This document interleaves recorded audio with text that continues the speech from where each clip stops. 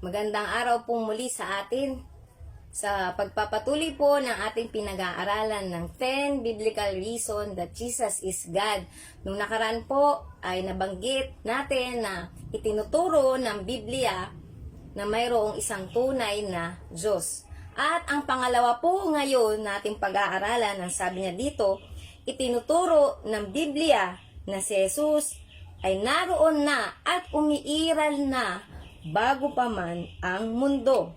Sa Genesis chapter 1 verse 1 ay mababasa po natin, "In the beginning, God created the heavens and the earth." At sa John chapter 1 verse 1 ay mababasa po natin dito, ang sabi, "In the beginning, before all time, was the Word. And the Word was with God. And the Word was God Himself." So, yung katagapong in the beginning ay parehas pong ginamit dito ni Juan dun sa Genesis chapter 1 na pinapatunayan na ang Panginoong Jesus na siyang salita, na siyang nagkatawang tao, sabi nga po sa verse 14, and the Word became flesh and dwelt among us. Pinapatunayan po dito ni Juan na si Jesus ay naroon pa bago pa ang paglikha ng lahat. Na si Jesus ay walang hanggan at walang katapusan. Nakapiling niya ang Ama. Ngayon po, maaaring sabihin ng iba na si Jesus ay tao lamang. Bakit? Dahil dito, pinanganak siya sa mundo. Yes, pinanganak siya, virgin birth. Pero, hindi pinabulaanan ng Biblia na siya ay narito na. Siya ay nag-exist na before the Word. Dahil binanggit po sa mga binasa natin na sa John 1:1, in the beginning, kasama na ni Jesus ang Diyos bago pa ang lahat. At kasama si Jesus nang malikha ang lahat ng ito. Kasama siyang naglikha. So kung dun sa Genesis chapter 1 verse 1 pa lang, in the beginning, ay naroon na si Jesus, nagpapatunay ito na wala siyang hanggan at walang katapusan. Kaya naman, binibigyan diin nito na siya ay Diyos.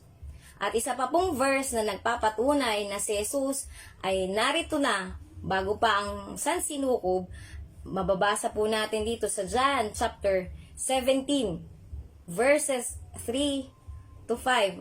Ang sabi niya po dito, basahin po natin John 17 verses 3 to 5.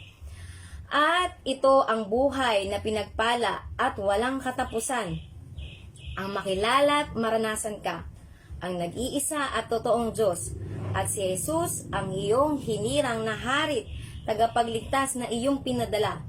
Niluluwalhati ko po kayo sa lupa, tinapos ko po ang trabahong ipinagkaloob niyo po sa aking gawin. At ngayon po, O Ama, kayo po mismo ang magbigay luwalhati sa akin, katulad ng kaluwalhatiang tinaglay ko sa piling nyo, bago pa man lalangin ang mundo." Mismo po ang Panginoong Jesus, binabanggit niya dito, nasabi niya yung kaluwalhatiang mayroon siya, na tinataglay niya na in the beginning pa lang, nakasama niya ang Diyos Ama. At ito po ay yung panalangin ni Jesus nung nandito po siya sa lupa. Pero hindi po ito yung human kind of prayer, kundi ito po yung pakikipag-usap niya sa kanyang Ama. At ang binabanggit niya ay yung glory na meron siya kasama ang Ama bago palikhain ang lahat. So kung magkasama na sila in the beginning pa lang, bago pa lalangin ang lahat, nandun na si Jesus. Pinapatunayan nito na si Jesus ay tunay na Diyos. Hindi pwede na yung tao nag-exist na siya before the creation. Kundi si Jesus lamang na siyang Diyos ay naroon na, walang hanggan at walang katapusan. At magdagdag pa po ako ng ibang verse na nagpapatunay po na si Jesus ay Diyos. Dito po sa Filipos chapter 2 verse 5 to 8. Yan, buklatin po natin. Ano po ba ang tinuturo dito ni Pablo? Basahin po natin. Filipos chapter 2, verse 5 to 8.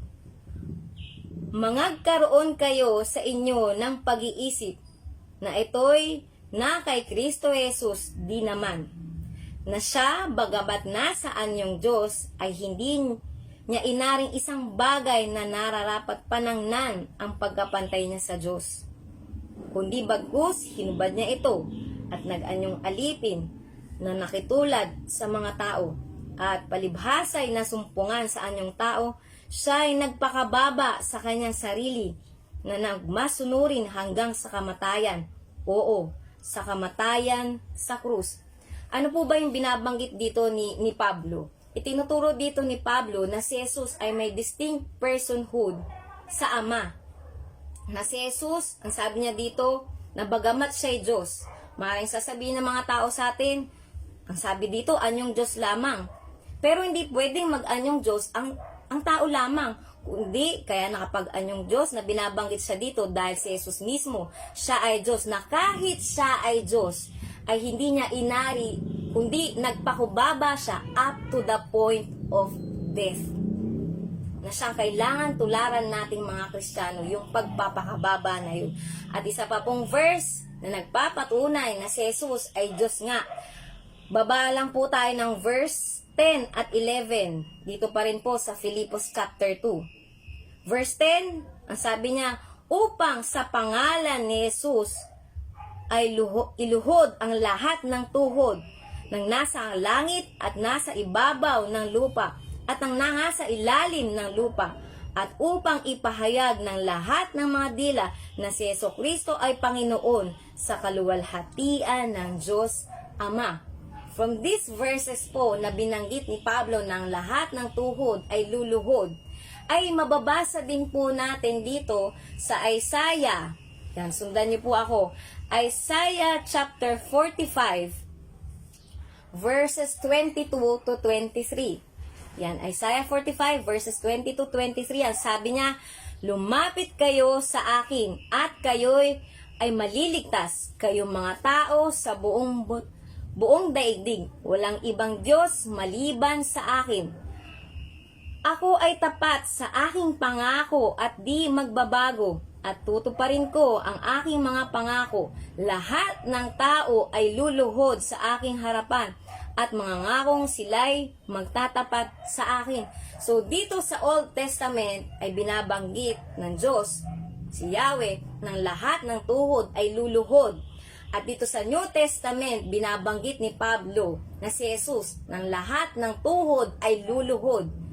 Nagpapatunay ito na from this Old Testament at New Testament na ang Diyos Ama at ang Diyos Anak na si Jesus ay magkapantay sila, ng lahat ng tuhod ay luluhod. Kung yung mga kataga na yan ay ginamit sa Diyos, nagpapatunay, at ito ay ginamit din ni Pablo kay Jesus, na lahat ng tuhod ay luluhod sa pangalan niya. Therefore, nagpapatunay lamang po ito na si Jesus ang siyang tunay na Diyos. Dahil hindi pwedeng luhuran ang tao lamang, kundi sabi niya, mula sa ibabaw, sa ilalim ng lupa, ang sabi niya ganun, ang lahat ng tuhod ay luluhod. Kaya naman, pinapatunayan na si Jesus ay tunay na Diyos. Amen. So, nawa po mas naging malinaw pa po sa atin ang patunay patungkol sa deity ng Panginoon Jesus.